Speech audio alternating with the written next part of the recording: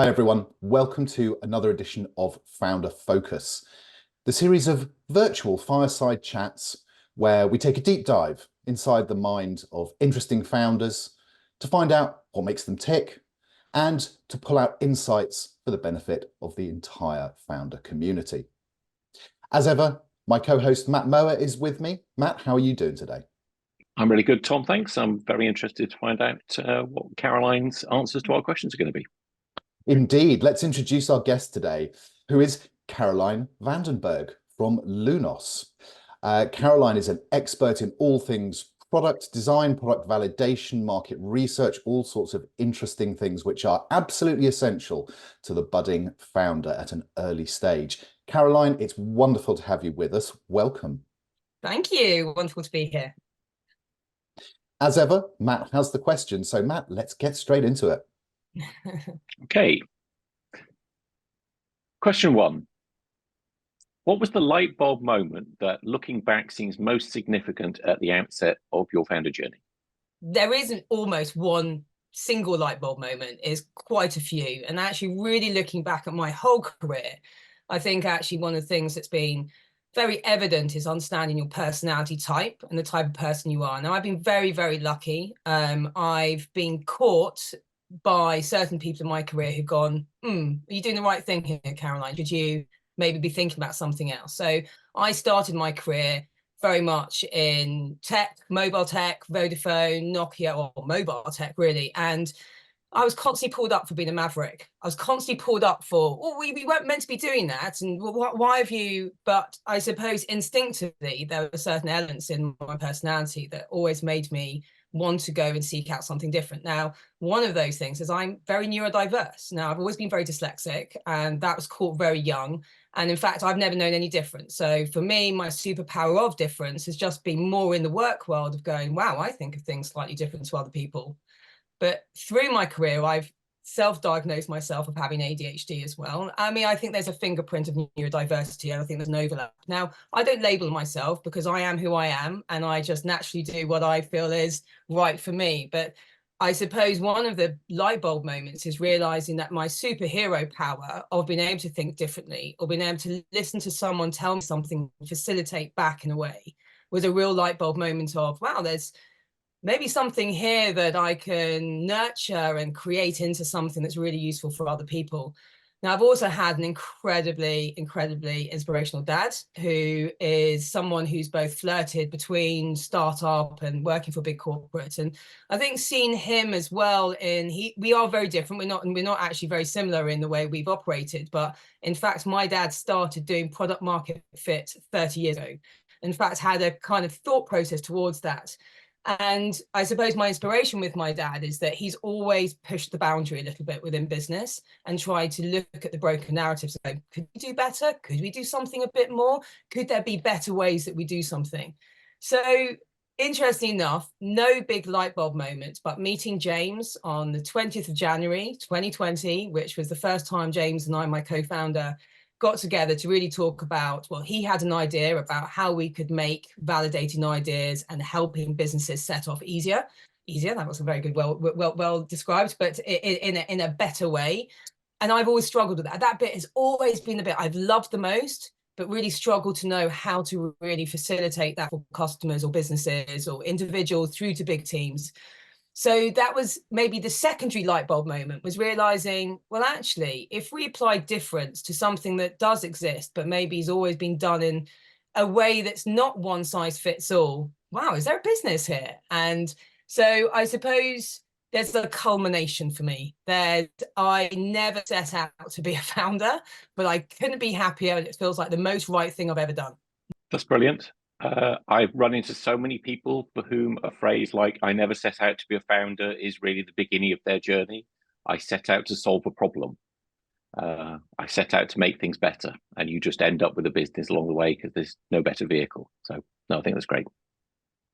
And for me, Caroline, it resonates massively with me to follow both the person that you are, the culture, in your case, the family culture that you're from, and just your own sense of self, when your brain wants to zig while everybody else is zagging, that actually to go away and going, well, I need to be in that space, the space that suits me, that allows me to do the things that make a difference, is hugely resonant to me.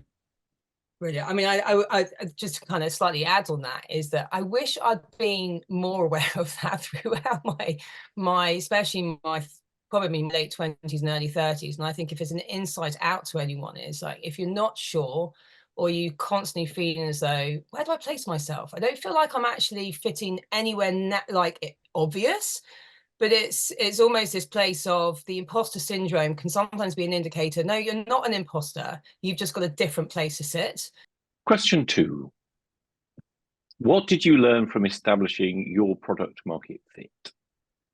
Well, this is a really interesting question for me, because Lunos, or our business as a whole, helps businesses find, track, and maintain your product market fit. And I suppose one of the just to kind of from a starting point, we as a business really struggled with the term product market fit, because it's how do people interpret what it actually means. In fact, it probably should be called market product fit, because actually it's understanding the market and then what product you're fitting in it, and then how it fits together.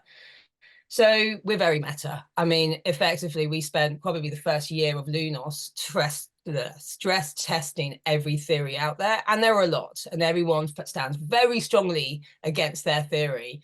But effectively, there is not a one size fit all. So, you know, product market fit is often very much has to be a moment of feeling of, to start with, can be very instinctive around, I feel very strongly there is a problem here that needs to be solved. And that's very important for any founder. You have to be instinctive, but then it's letting go of the bias and letting go of the ego and letting go of what you think needs to be done, and then really letting yourself go to understand that market really well. Caroline, you touched on something really interesting there, which is the idea that there is no single right way of doing this. For people who really want to explore their ideas and explore, you know, the third party view of what they are doing, it's a very different experience with working with someone like you versus going on an accelerator program and being on rails and kind of being told what to do. How would you reflect on that in terms of your difference between other ways people might do what you do? Yeah, I mean, it's all about being very action-based. And an awful lot of the time it's starting off with what skills and assets you have available to yourself. So an awful lot of the time it's kind of considered this massive mountain that needs to happen. But actually, often we start with what can we do 1% improvement. I mean, obviously that'd be lovely to do on a daily fashion, but sometimes it can't. But say the one size fits all approach. Well, I mean, B2B and B2C often have quite different needs, but actually can learn from each other. But it may be around specific niche customer group that actually needs to respond. And so this is where we're never going to go, right, everybody has to do this. And then a schematic process that you have to do that. Because it just doesn't. I mean, life doesn't happen that way. And sometimes we do get customers that are further down the line, and they might be, look, it's our acquisition or it's our retention that's the issue here, or we can work with them to identify that on its own. And then it's like, well, that your acquisition situation is not the same as everybody's acquisition situation. So yeah, I mean, the bit that I find the most enlightening often with working with customers that have been through a incubator and accelerator is just to be shown how to be action-based and to be active with it. Well, that sounds like a very good point for the founder community to start an opening conversation with you after watching this as to what sort of actions might be bespoke to me. So that's great. Question 3. What support or resource has been most significant in helping you on your founder journey? Yeah, I mean, I think this is quite a simple one on my side. It's just talking. And I think it's becoming part of a lot of groups has been probably a lot more enlightening than I thought it did, and how that could support me. I think it's been quite a choice on what groups you might join, but who to talk to, just talk to everyone. I mean, I'm ultimately very, very lucky. I have a co-founder that I'm incredibly good friends with, and I don't know how solo founders do it. And I'm sure for a solo founder, the resources can be maybe slightly different.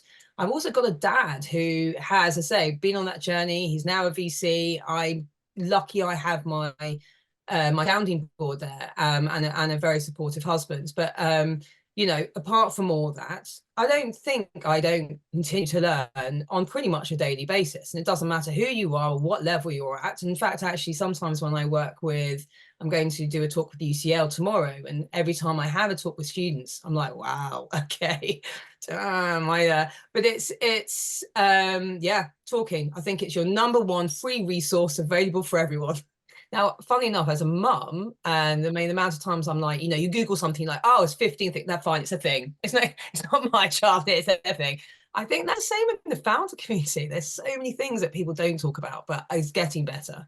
The talking part, I think, is really helpful in normalizing parts of this experience. I've met so many founders who are beating themselves up about things, which are just part of starting and growing a business. I'm not supposed to do this. This isn't for me. No, it's perfectly for you. That's just how it's just hard. So I really believe in the value of talk. Amen to that. Question 4. What is the most surprising thing that has happened to you on your founder journey so far? Yeah, this is actually, I'm going to slightly carry this on a little bit from actually the say about talking. I don't think any of us come into being a founder or starting a business without knowing this is not going to be easy. Like, it's not an easy route. It's a choice. I chose it because I've still got very young children. I still need to take them to school. I still need to be present and around. And also, I spent 20 years flogging myself for who?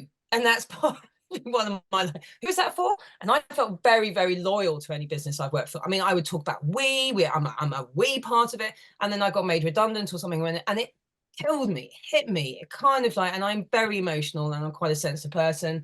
Put that down to my neurodiversity or whatever. But the overwhelm of being a founder has been probably more than I ever realized it would be. And it's, some weeks I'm completely drowned by it. Other weeks it seems to motivate me. And I think actually one of the things is, there isn't, just because you're feeling as though you're walking through treacle, or that you're like, it's fog in front of you, doesn't mean that it's problematic and an issue. But we are human beings with feelings and going ups and downs and our peaks and troughs, and that's okay. I'm not saying I've solved the overwhelm. I'm just kind of saying that I was probably very surprised just how all-encompassing that was, and why actually organizations like Startup, Standup, I'm also part of Founders and Mentor, which is kind of creates another sort of pastoral side. But it's that pastoral support is as important as the strategic, constructive, and execution. The market can seem very uncaring, can't it? I think for all of us who are trying to get people to listen to us and fall in love with what we do, knowing that there are people who do care, who do support you, who do believe in what you're doing is the thing that we absolutely all need. Because I'm so daily shocked how generous people want to be if you find the right person. But yes, it does kind of feel like sometimes they're hiding under rocks. That's something we've heard. That is something that's coming through on this series, actually, about the kindness and generosity of people we meet along the way is becoming a recurring theme of this series. Question 5. What is the North Star that you are currently aiming towards? Everybody has a personal why as well as a business why, and a personal North Star and a business North Star. It's balancing the two of understanding how one feeds into the other. We're just not black and white kind of people. So I think I mentioned earlier, one of our big probably come to Jesus moments recently was realizing, why are we talking about becoming a scaling business? I don't think we want to be a scaling business. We want to be a business that does great, that really can stand up proudly and say we do a fantastic job.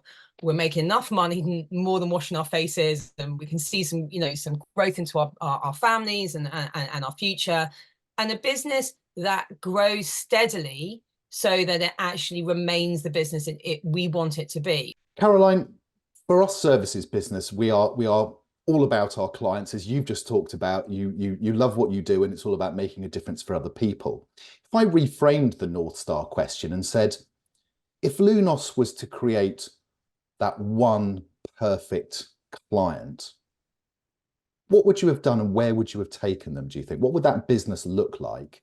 And can you give us an example of an existing business that might be something similar? As an example of two different types of customers that we're really helping at this point. So we've got one customer who's looking at a space that's getting quite saturated around the pre-loved. They've really worked out there is nothing for the 6 to 16 or 6 to 18 market. So they're developing a platform that's very much focused towards that. Now, the challenge they've got eBay, they've got Vinted, they've got an awful lot of others shouting in the market.